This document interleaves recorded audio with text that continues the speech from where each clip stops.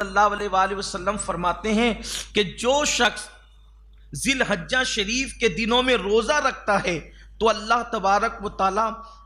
اس کے بدلے روزہ رکھنے والے کو اس کے بدلے اللہ تبارک و تعالی 100 غلام آزاد کرنے کا ثواب عطا فرماتا ہے۔ اسی طریقے سے 100 اونٹ اور 100 گھوڑے جہاد فی سبیل اللہ، اللہ کی راہ کے اندر، یعنی کہ اگر کوئی جہاد پہ جا رہا ہو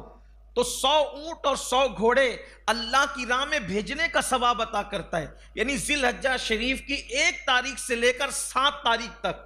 جو شخص ذی الحجہ کا روزہ رکھے گا، ہر روزے کے بدلے 100 غلام آزاد کرنے کا ثواب اور 100 اونٹ اور 100 گھوڑے اللہ کی راہ میں خیرات کرنے کا ثواب اس کو ملتا ہے۔ اور پھر چونکہ جو 8ویں تاریخ ہوتی ہے اس کو یوم ترویہ کہا جاتا ہے۔ یوم ترویہ وہ تردد کا دن، شک کا دن، اس لیے کہ اس کو یوم ترویہ اس لیے کہتے ہیں کہ اس دن حضرت ابراہیم علیہ الصلوۃ والتسلیم نے جب خواب سے بیداری آپ کو ہوئی تو آپ کو جو ہے وہ تردد ہوا کہ میں نے یہ کیا دیکھا، کہ میں جب وہ اپنے بیٹے کو ذبح کر رہا ہوں تو آپ تردد میں رہے، شک میں رہے،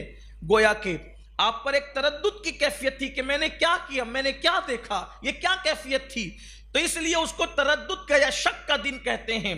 تو وہ دن بڑا مبارک دن ہے، 8ویں ذی الحجہ کا دن، اور چونکہ اس دن کی خصوصیت یہ ہے کہ اس دن حاجی احرام باندھ کر کے منی کی طرف جاتے ہیں، تو اس دن کی ایک الگ فضیلت ہے۔ 1 ذی الحجہ سے 7 ذی الحجہ تک یہ الگ فضیلت کے دن ہے، حالانکہ یہ بھی قسموں میں شامل ہے، جن کی قسم یاد کی گئی ہے یہ بھی شامل ہے، لیکن 1 سے 7 کی فضیلت یہ ہے کہ جس نے اس دن روزہ رکھا 100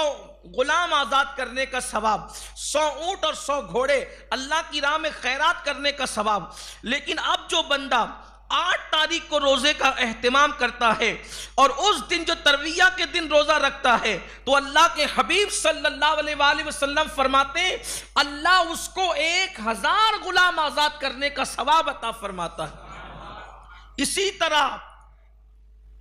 1000 گھوڑے اور 1000 اونٹ اللہ کی راہ میں جہاد کے لیے بھیجنے کا ثواب اس کو عطا کرتا ہے۔ 1 سے 7 تک 100 کا عدد، اور 8ویں روزے کے لیے جو 8 تاریخ ہے اس میں اللہ کے حبیب علیہ الصلوۃ والتسلیم نے پھر 1000 فرمایا۔ اور پھر اللہ کے رسول صلی اللہ علیہ وآلہ وسلم فرماتے ہیں مگر جو عرفہ کے دن روزہ رکھے، یوم العرفہ کو، جو دن عرفات کا دن ہوتا ہے، عرفہ کے دن، تو جو 8 تاریخ کو ثواب ملے گا اس سے 10 گنا اور زیادہ اس کا ثواب بڑھ جاتا ہے۔ یعنی اگر آپ 10 گنا آپ بڑھا لیں تو پھر یہ آپ کہیں گے کہ 10,000 غلام آزاد کرنے کا ثواب، 10,000 گھوڑے اور 10,000 اونٹ اللہ تبارک و تعالیٰ کی راہ میں خرچہ کرنے کا اور جو وہ صدقہ کرنے کا ثواب۔ اسی پر بس نہیں بلکہ میرے آقا صلی اللہ علیہ وآلہ وسلم عرفہ کے روزے کے حوالے سے فرماتے ہیں کہ میں امید کرتا ہوں کہ جو شخص عرفہ کا روزہ خلوص نیت کے ساتھ رکھے اللہ تبارک و تعالیٰ اس کو 1 سال کے روزوں کا ثواب عطا فرمائے۔ جو عرفہ کا روزہ رکھے اللہ تبارک و تعالیٰ اس کو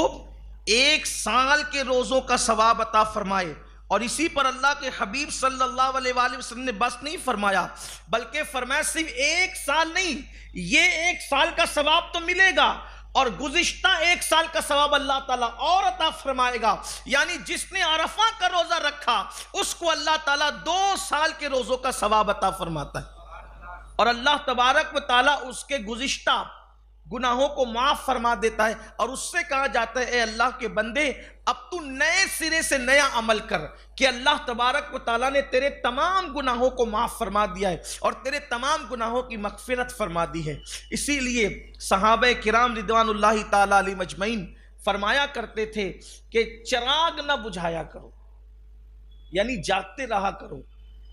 ان 10 راتوں میں جاگتے رہا کرو، چراغ نہ بجھایا کرو، اور جاگ کر کے اللہ تبارک و تعالیٰ کی عبادت کیا کرو۔